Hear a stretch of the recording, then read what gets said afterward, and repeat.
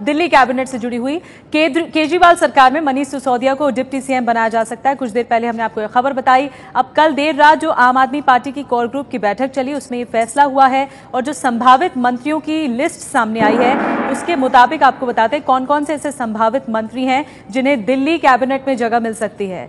सबसे पहले त्रिनगर से विधायक जितेंद्र तोमर, शकूर बस्ती से विधायक सत्येंद्र जैन, करावल नगर से कपिल मिश्रा, बलीमारान से विधायक इमरान हुसैन, सुल्तानपुर माजरा से संदीप कुमार को मंत्री बनाया जा सकता है। आज सुबह महारथियों की मुलाकात है, यानी सुबह 10:30 बजे पीएम से मिलने जा रहे हैं अरविंद केजरीवाल, संभावित मुख्यमंत्री, भावी मुख्यमंत्री दिल्ली के।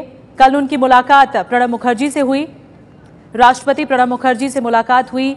मनीष सिसोदिया भी उनके साथ लगातार मौजूद थे। तो संभावित मंत्रियों की लिस्ट आपको बताई हमने और ये सूची आज सौंपी जाएगी उपराज्यपाल को। सरोज सिंह हमारे साथ एबीपी न्यूज संवाददाता इस वक्त और ज्यादा जानकारी के साथ जुड़ी हैं। सरोज, जो कि सूची सामने आई है ऐसा लग रहा है अब सभी नए मंत्री होंगे। जी, इसमें 3 नाम पुराने हैं। अगर आप देखें तो सीएम अरविंद केजरीवाल, मनीष सिसोदिया जिन्हें डिप्टी सीएम बनाया जा सकता है, और तीसरा नाम है सत्येंद्र जैन का, शकूर बस्ती से जो एमएलए हैं। पिछली बार भी उन्होंने बतौर मंत्री काम किया था। उसके अलावा राखी बिरलान, सौरभ भारद्वाज, सोमनाथ भारती, गिरीश सोनी, ये 4 नाम कट गए हैं इस बार। ऐसा लग रहा है कि नई टीम चाहते हैं अरविंद केजरीवाल। और अगर आपको याद हो कि सोमनाथ भारती और राखी बिरलान की वजह से वो धरने पर बैठे थे, तो उन दोनों का ही टिकट कट गया है इस बार। आप देख सकते हैं कैबिनेट के बर्थ उन लोगों को नहीं मिल रहा है और 4 नए चेहरों पर दांव खेल रहे हैं इस बार अरविंद केजरीवाल, जिसमें करावल नगर से कैंडिडेट है कपिल मिश्रा। एमनेस्टी इंटरनेशनल जैसी संस्थान के साथ भी पहले वो काम कर चुके हैं, नगर के उसमें विधायक भी हैं और कहीं ना कहीं एक माइनॉरिटी चेहरा उन्होंने दिया है अपने कैबिनेट में। लेकिन महिलाओं का कोई भी प्रतिनिधित्व यहाँ दिखता हुआ नजर नहीं आ रहा है। पिछली बार उन्होंने कैबिनेट में एक महिला को रखा था, राखी बिरलान को। इस बार कोई भी महिला चेहरा नजर नहीं आ रहा है। जो संभावित चेहरे सामने आ रहे हैं और आज ये सौंपी जाएगी। जैसा कि आप कह रहे हैं कि महिला चेहरा नजर नहीं आ रहा है, इससे पहले अलका लांबा को लेकर भी चर्चा गर्म थी और साथ ही आदर्श शास्त्री को लेकर भी ये अटकलें लगाई जा रही कि उनको भी कैबिनेट बर्थ दिया जा सकता है, लेकिन ऐसा नहीं है शायद। एक संभावना जरूर थी आदर्श शास्त्री को लेकर, क्योंकि वाईफाई जो वादा किया है आम आदमी पार्टी ने कि वाईफाई फ्री सिटी बनाएंगे, उसमें प्लान जो एग्जीक्यूट करना है वो एप्पल के पिछले टेक्नोक्रेट रहे आदर्श शास्त्री को ही करना था। लेकिन कहीं ना कहीं अभी बहुत समय बाकी है और बहुत सारे ऐसे ओहदे होंगे जिसपे वो डिपार्टमेंट्स हैं, उनके सेक्रेटरीज हैं, उनके हेड्स हैं, उस पे उन्हें शायद एडजस्ट किया जा सकता है। ऐसी जो हमारे पास सूत्रों के हवाले से खबर आ रही है। तो एग्जीक्यूशन का प्लान अब भी आदर्श शास्त्री के हाथ में है, लेकिन वो नाम कहीं ना कहीं गुम है इस जो लिस्ट अभी सामने आ रही है उसमें। और महिलाओं का प्रतिनिधित्व के लिए वंदना कुमारी या अलका लांबा जैसे चेहरे की बात जरूर चल रही थी। 6 विधायक जीत के आई हैं महिला आम आदमी पार्टी की, लेकिन उनमें से किसी को प्रतिनिधित्व नहीं दिया है।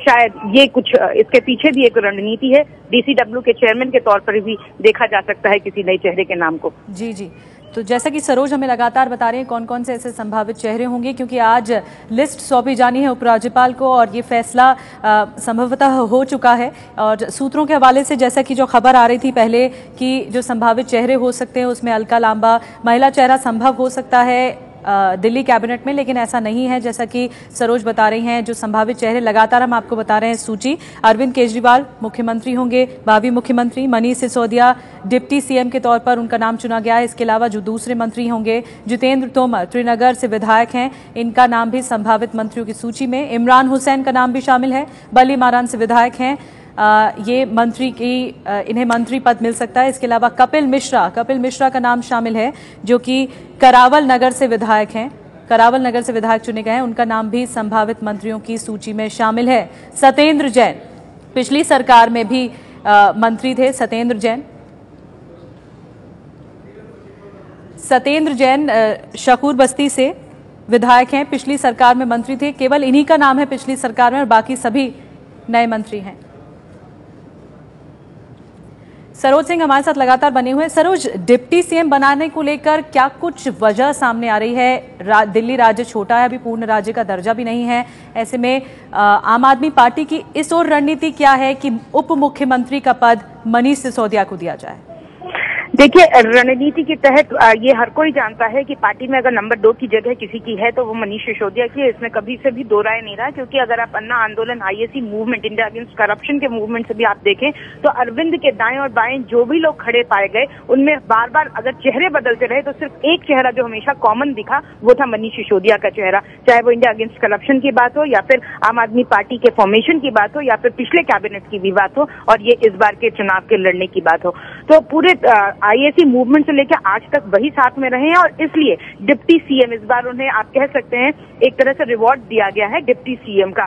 दूसरी सबसे अहम बात जो एक रणनीति भी हो सकती है आम आदमी पार्टी की, हालांकि इससे इस बाबत सूत्रों से कोई बातचीत नहीं हुई है, कि अगर किसी भी फेज में आगे जाकर संयोजक का पद किसी और को देने की बात हो या फिर उसके आगे जाकर पार्टी लोकसभा चुनावों में या कहीं विधानसभा चुनावों में आगे जाने की बात करेगी, अरविंद को वहां जाना होगा, तो कहीं ना कहीं मुख्यमंत्री एक बहुत स्ट्रांग आदमी को बनाकर जाएंगे। वो इस लिहाज से भी बहुत बिल्कुल, जैसा कि सरोज आप कह रही हैं दूसरे नंबर के, तब भी मनीष सिसोदिया बहुत इंपॉर्टेंट कर सकते हैं काम, इसलिए उनको ये डिप्टी सीएम का पद दिया गया है। बिल्कुल, जैसा कि सरोज लगातार बता रहे हैं, मनीष सिसोदिया का जो ओहदा है वो दूसरे नंबर का है आम आदमी पार्टी में और ऐसे में डिप्टी सीएम का पद उन्हें जाएगा। ये पूरी तरह से अब साफ हो गया है और कुछ देर पहले जैनेंद्र ने भी हमें जानकारी दी कि इस बात पर मुहर लग गई है। अब जो सूची सौंपी जाएगी उस पर निगाह होगी, क्योंकि संभावित मंत्रियों के नामों की जो सूची है वो हमने आपको बताई है कि संभावित मंत्री हो सकते हैं और सत्येंद्र जैन के अलावा बाकी सब नए मंत्री होंगे। 6 मंत्रियों की सूची सौंपी जाएगी उपराज्यपाल को।